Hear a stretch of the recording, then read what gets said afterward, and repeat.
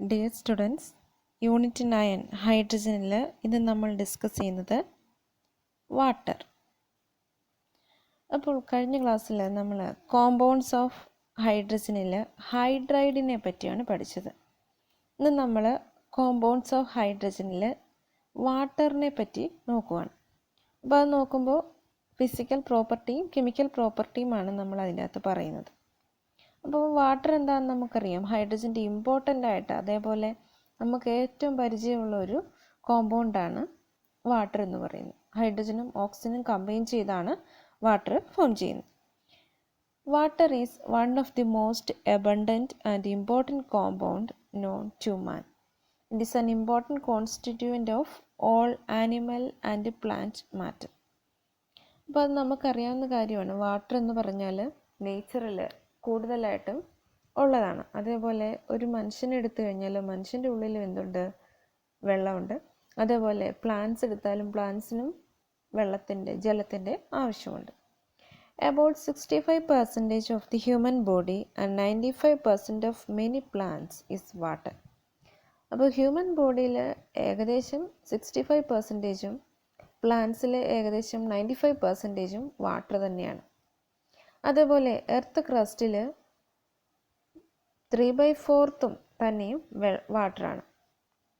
Water can exist in 3 states, namely solid സ്റ്റേറ്റിൽ ഐസായിട്ട്, liquid സ്റ്റേറ്റിൽ വാട്ടറായിട്ട്, ഗേഷ്യസ് സ്റ്റേറ്റിൽ വാട്ടർ വേപ്പറായിട്ട്. അങ്ങനെ വാട്ടറിന് 3 സ്റ്റേറ്റിൽ എക്സിസ്റ്റ് ചെയ്യാനായിട്ട് പറ്റും: ice, water and water vapour. അതാണ് വാട്ടറിൻ്റെ ജസ്റ്റ് ഇൻട്രൊഡക്ഷനാണ് നമ്മൾ കണ്ടത്. നമുക്കറിയാവുന്ന കാര്യങ്ങൾ തന്നെ പറഞ്ഞുള്ളൂ. നേച്ചറിൽ 3/4 തന്നെയും വാട്ടറാണ്. അതുപോലെ പ്ലാന്റ്സിലും ആനിമൽസിലും എത്ര പെർസെൻറ്റേജ് വാട്ടർ ഉണ്ടെന്ന് കണ്ടു. വാട്ടർ 3 സ്റ്റേറ്റിൽ എക്സിസ്റ്റ് ചെയ്യുന്നത് എങ്ങനെയാണെന്നും കണ്ടു. ഇനി നമ്മൾ വാട്ടറിൻ്റെ ഫിസിക്കൽ പ്രോപ്പർട്ടീസാണ് നോക്കുന്നത്. അതെല്ലാം നമുക്കറിയാവുന്ന കാര്യമാണ്. Water is a colourless, odourless and tasteless liquid. കളറില്ല, മണമില്ല, രുചിയില്ല. അതെല്ലാം നമുക്കറിയാവുന്ന കാര്യം.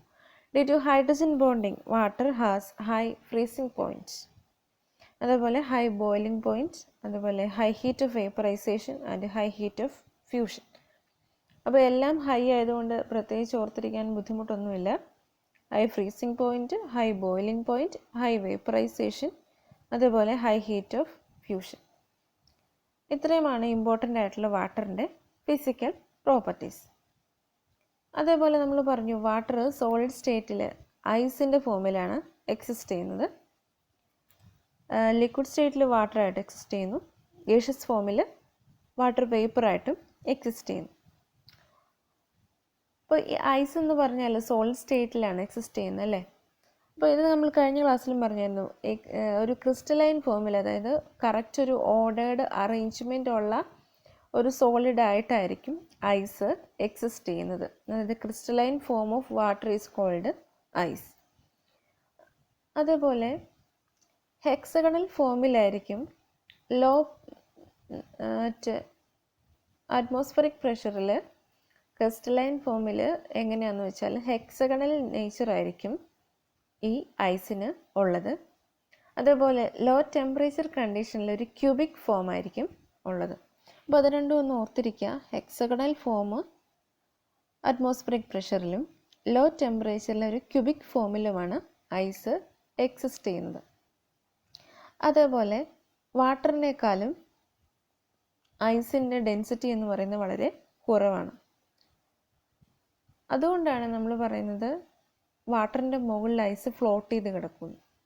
ഇപ്പോൾ വിൻ്റർ സീസൺ നോക്കിക്കഴിഞ്ഞാൽ ഒരു ലേക്കിൻ്റെ സർഫസ് നോക്കിക്കഴിഞ്ഞാൽ ice is formed on the surface of a lake. It provides thermal insulation which helps in the survival of aquatic life. അപ്പോൾ ഈ ലേക്സിൽ വിൻ്റർ സീസണിൽ ഐസ് ഫോം ചെയ്യുന്നത് സർഫസിലാണ്, അതായത് മുകൾ ഭാഗത്തായിട്ടാണ് ഐസ് ഫോം ചെയ്ത് നിൽക്കുന്നത്. അതുകൊണ്ട് എന്ത് സംഭവിക്കും? അതിൻ്റെ ലോവർ ലെവലിലൊരു ടെമ്പറേച്ചർ കണ്ടീഷൻസ് കൊടുക്കാനായിട്ട് ആ ഒരു സർഫസിലുള്ള ഐസിൻ്റെ ഫോർമേഷൻ ഹെൽപ്പ് ചെയ്യുന്നുണ്ട്. അപ്പോൾ അക്വാട്ടിക് ആനിമൽസ് എന്ന് പറഞ്ഞാൽ ചിലപ്പോൾ ഫിഷ് ആകാം, അല്ലെങ്കിൽ അതിൻ്റെ അകത്ത് പ്ലാന്റ്സ് കാണും. അപ്പോൾ അതിൻ്റെ എല്ലാം സർവൈവലിന് ഈ ഐസിൻ്റെ ഫോർമേഷൻ ലേക്കിൻ്റെ സർഫസിൽ ഫോം ചെയ്യുന്നത് ഹെൽപ്പ് ചെയ്യുന്നുണ്ട്. അപ്പം മെയിനായിട്ട് റീസൺ എന്താണ്? ഐസിൻ്റെ ഡെൻസിറ്റി എന്ന് പറയുന്നത് വാട്ടറിനേക്കാളും കുറവാണ്. അതുകൊണ്ടാണ് അത് വെള്ളത്തിൻ്റെ മുകളിൽ അത് ഫ്ലോട്ട് ചെയ്ത് ഐസ് കിടക്കുന്നത്. അതുകൊണ്ട് it will provide thermal insulation which helps in the survival of aquatic life. അതും ഒന്ന് ഓർത്തിരിക്കുക. മെയിൻ റീസൺ ഇതാണ്, density of ice is less than that of water. ഇനി ഐസിൻ്റെ ഒരു ഏകദേശം സ്ട്രക്ചറിനെ പറ്റിയാണ് ഇവിടെ പറയുന്നത്. Ice has highly ordered 3-dimensional hydrogen bonded structure. നമുക്കറിയാം വാട്ടറിൻ്റെ അകത്ത് ഹൈഡ്രജനും ഓക്സിജനുമാണ്. അപ്പോൾ അതുകൊണ്ട് തന്നെ അതിൻ്റെ അകത്ത് ഹൈഡ്രജൻ ബോണ്ടിങ് ഉണ്ട്. അപ്പോൾ ഹൈഡ്രജൻ ബോണ്ടിങ് ഉള്ള ഒരു സോളിഡ് സ്റ്റേറ്റിൽ ക്രിസ്റ്റലൈൻ ഫോമിൽ എക്സിസ്റ്റ് ചെയ്യുന്ന ഹൈലി ഓർഡേർഡ് അറേഞ്ച്മെൻ്റ് ഉള്ള ഒരു സ്ട്രക്ചർ ആയിരിക്കും ഐസിന് ഉള്ളത്. അതേപോലെ എക്സ്റേ അനാലിസിസ് വഴി കണ്ടുപിടിച്ചിരിക്കുന്നത് ഐസ് എന്ന് പറയുന്നത് ഓക്സിജൻ ആറ്റം ടെട്രാഹീഡ്രലി സറൗണ്ട് ചെയ്ത് ബാക്കി അതർ ഓക്സിജൻ ആറ്റവുമായിട്ട് ടെട്രാഹീഡ്രലി സറൗണ്ട് ചെയ്താണ് നിൽക്കുന്നത്. അവയുടെ ഡിസ്റ്റൻസ് എന്ന് പറയുന്നത് 276 പൈക്കോമീറ്റർ ആണ്.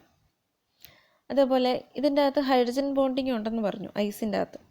അതുകൊണ്ടൊരു ഓപ്പൺ ടൈപ്പ് സ്ട്രക്ചർ ആയിരിക്കും ഈ ഐസിനുള്ളത്. അപ്പോൾ അത്രയും പോയിൻറ്റ്സ് ഒന്ന് ഓർത്തിരിക്കുക. ഹൈലി ഓർഡേർഡ് അറേഞ്ച്മെൻ്റ് ആണുള്ളത്. പിന്നെ ടെട്രാഹീഡ്രലി എങ്ങനെ സറൗണ്ട് ചെയ്യുന്നു, അവ തമ്മിലുള്ള ഡിസ്റ്റൻസ് 276 പൈക്കോമീറ്റർ ആണ്. അതേപോലെ ഓപ്പൺ ടൈപ്പ് സ്ട്രക്ചറാണ് ഹൈഡ്രജൻ ബോണ്ടിങ് കാരണം ഈ ഐസിന് കിട്ടിയിരിക്കുന്നത്.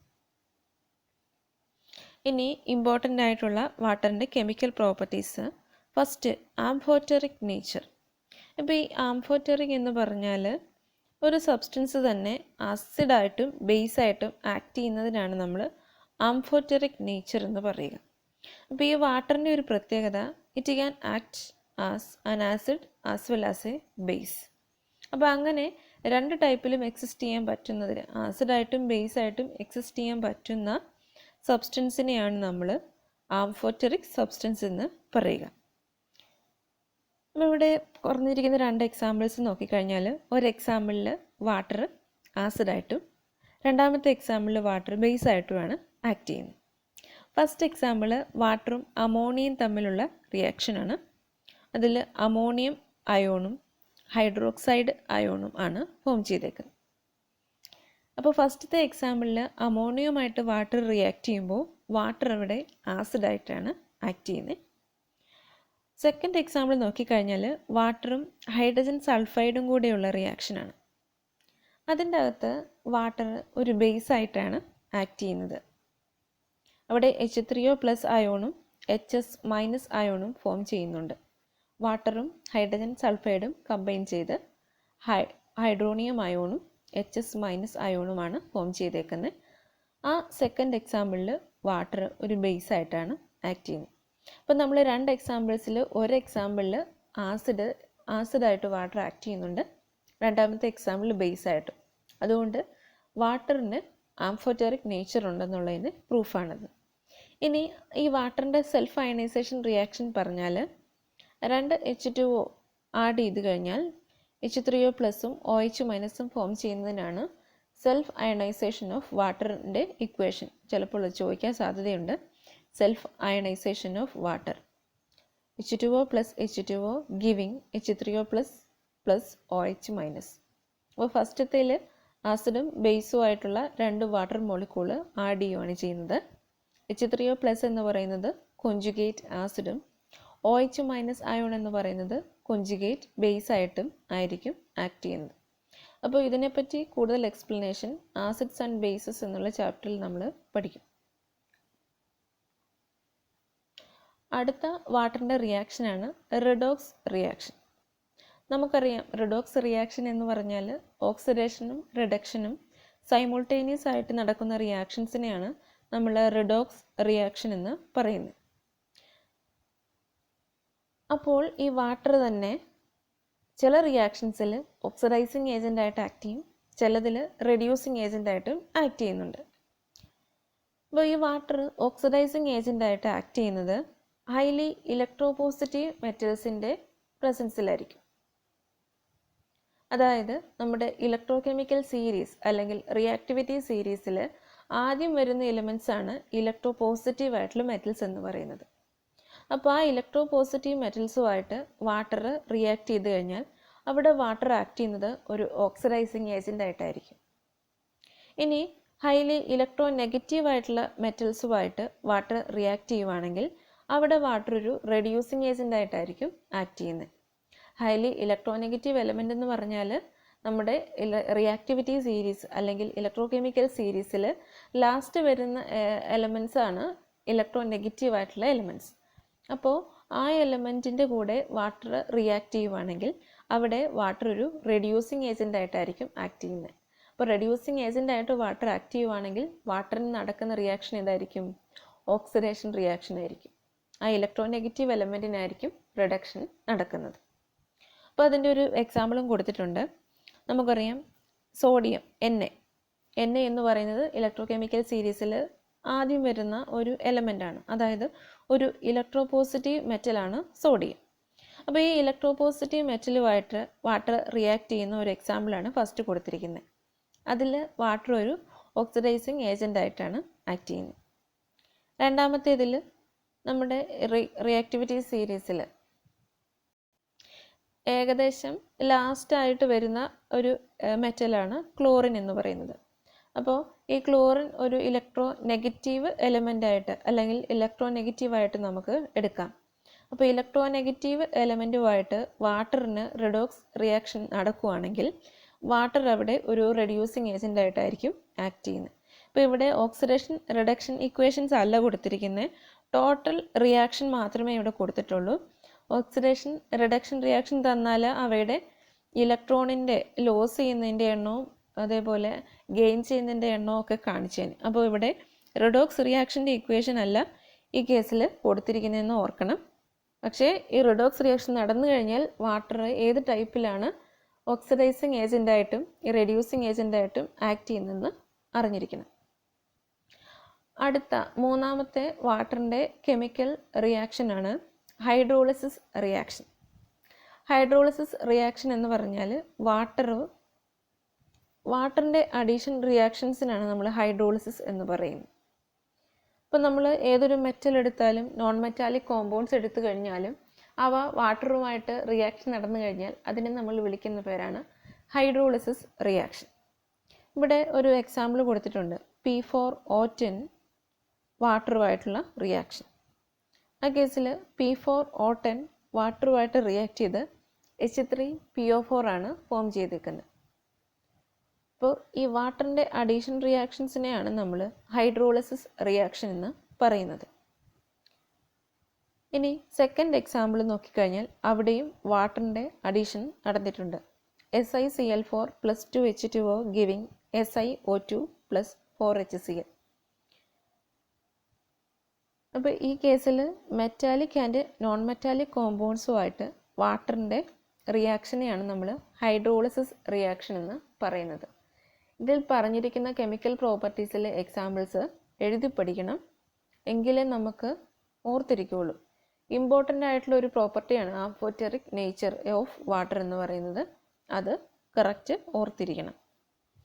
ലാസ്റ്റ് റിയാക്ഷനാണ് ഹൈഡ്രേറ്റ് ഫോർമേഷൻ റിയാക്ഷൻ. അതായത് വാട്ടറിൻ്റെ ഹൈഡ്രേറ്റിൻ്റെ ഫോർമേഷൻ. അത് ഏത് കേസിലാണ് ഫോം ചെയ്യുന്നത് നോക്കാം. From aqueous solutions many salts can be crystallized as hydrated salt. Such an association of water is of different type. First one, coordinated water. അതൊരു കോർഡിനേറ്റഡ് കോമ്പൗണ്ട് ആയിട്ട് exist ചെയ്യുന്നു. രണ്ടാമത്തേത് ഇൻഡസ്ട്രിഷ്യൽ വാട്ടർ. മൂന്നാമത്തേത് ഹൈഡ്രജൻ ബോണ്ടഡ് വാട്ടർ. അപ്പോൾ ഈ മൂന്ന് എക്സാമ്പിളും ഈ മൂന്ന് ക്ലാസിഫിക്കേഷനും ജസ്റ്റ് ഒന്ന് ഓർത്ത് വയ്ക്കുക. അതിൻ്റെ എക്സാമ്പിൾസും കോർഡിനേറ്റഡ് വാട്ടർ ആണെങ്കിൽ ആ ഒരു സ്പെറിക്കൽ ആ ഒരു കോർഡിനേറ്റഡ് കോമ്പൗണ്ടിൻ്റെ സ്പെറിക്കൽ ഫോമിൻ്റെ ഉള്ളിൽ തന്നെ നമ്മുടെ വാട്ടർ മോളിക്യൂള് വന്നിട്ടുണ്ട്. ഔട്ട്സൈഡിലല്ല വന്നിരിക്കുന്നത്, ഔട്ട്സൈഡിൽ Cl- ആണ് കൊടുത്തിരിക്കുന്നത്. ആ ഒരു കോർഡിനേറ്റഡ് കോമ്പൗണ്ടിൻ്റെ ഉള്ളിൽ തന്നെ വാട്ടർ മോളിക്യൂള് വന്നിരിക്കുന്നതുകൊണ്ടാണ് നമ്മളതിനെ കോർഡിനേറ്റഡ് വാട്ടർ എന്ന് പറഞ്ഞിരിക്കുന്നത്. അതേപോലെ ആ എക്സാമ്പിളിൽ ക്രോമിയവുമായിട്ട് ഡയറക്റ്റ്ലി കോർഡിനേറ്റ് ചെയ്താണ് വാട്ടർ മോളിക്യൂള് കൊടുത്തിരിക്കുന്നത്. അവിടെ CrH2O 6 ടൈംസ്, ഒരു ക്രോമിയത്തിൻ്റെ 6 വേക്കൻസീസ്, ഒരു ക്രോമിയത്തിൻ്റെ 6 പൊസിഷൻസിലും വാട്ടർ മോളിക്യൂളാണ് അറ്റാച്ച് ചെയ്തേക്കുന്നത്. രണ്ടാമത്തേതാണ് ഇൻ്റർസ്റ്റിഷ്യൽ വാട്ടർ. ഇൻ്റർസ്റ്റിഷ്യൽ വാട്ടറിൻ്റെ അകത്ത് എക്സാമ്പിൾ കൊടുത്തിരിക്കുന്നത് BaCl2 2H2. അതൊന്ന് ഓർത്ത് വയ്ക്കുക. ലാസ്റ്റത്തെ എക്സാമ്പിൾ എന്ന് പറയുന്നത് ഹൈഡ്രജൻ ബോണ്ടഡ് വാട്ടറാണ്. അപ്പോൾ ഈ ഒരു കേസിൽ ഹൈഡ്രജൻ ബോണ്ടിങ് എങ്ങനെയാണ് വന്നിരിക്കുന്നത് നോക്കാം. CuSO4 കോപ്പർ സൾഫേറ്റ് ആയിട്ട് എക്സിസ്റ്റ് ചെയ്യുന്നു. അതിലേക്ക് H2O മോളിക്യൂള് ബോണ്ട് ചെയ്തിരിക്കുന്നത് ഹൈഡ്രജൻ ബോണ്ട് വഴിയാണ്. അതിനാണ് ഹൈഡ്രജൻ ബോണ്ടഡ് വാട്ടർ എന്ന് പറയുന്നത്. അപ്പോൾ നമ്മൾ ഇന്നത്തെ ക്ലാസ്സിൽ വാട്ടറിൻ്റെ ജസ്റ്റ് ഒരു ഇൻട്രൊഡക്ഷനും അതിൻ്റെ ഫിസിക്കൽ ആൻഡ് കെമിക്കൽ പ്രോപ്പർട്ടീസുമാണ് കണ്ടത്. ഫിസിക്കൽ പ്രോപ്പർട്ടീസിൽ ഹൈ ആയിട്ടുള്ള പ്രോപ്പർട്ടീസ് ഏതൊക്കെയാണെന്ന് ഓർത്ത് വയ്ക്കാം. കെമിക്കൽ പ്രോപ്പർട്ടീസിൽ ആംഫോറ്ററിക് നേച്ചർ, റിഡോക്സ് റിയാക്ഷൻ, അതേപോലെ ഹൈഡ്രോളിസിസ് റിയാക്ഷൻ, ലാസ്റ്റത്ത് ഹൈഡ്രേറ്റ് ഫോർമേഷൻ. ഈ 4 കെമിക്കൽ പ്രോപ്പർട്ടീസാണ് വാട്ടറിൻ്റെ നമ്മൾ കണ്ടത്. അതിൻ്റെ അകത്ത് ആംഫോറ്ററിക് എന്ന് പറഞ്ഞാൽ ആ വേർഡ് കേൾക്കുമ്പോൾ തന്നെ ഇനി ഓർക്കണം, ആസിഡായിട്ടും ബേസായിട്ടും ആക്ട് ചെയ്യാനുള്ള വാട്ടറിൻ്റെ എബിലിറ്റിക്കാണ് നമ്മൾ ആംഫോറ്ററിക് നേച്ചർ എന്ന് പറയുന്നത്. രണ്ടാമത്തേത് നമ്മൾ റിഡോക്സ് റിയാക്ഷൻ കണ്ടു. മൂന്നാമത് ഹൈഡ്രോളിസിസ് റിയാക്ഷൻ. നാലാമത് ഹൈഡ്രേറ്റ് ഫോർമേഷൻ. ഈ 3 കേസിലെയും റിയാക്ഷൻസ് അതിൻ്റെ എക്സാമ്പിൾസ് സഹിതം എഴുതി പഠിക്കാം. അപ്പോൾ അടുത്ത ക്ലാസ്സിൽ കൂടുതൽ വാട്ടറിനെ പറ്റിയുള്ള കാര്യങ്ങൾ പഠിക്കുന്നതായിരിക്കും. Thank you.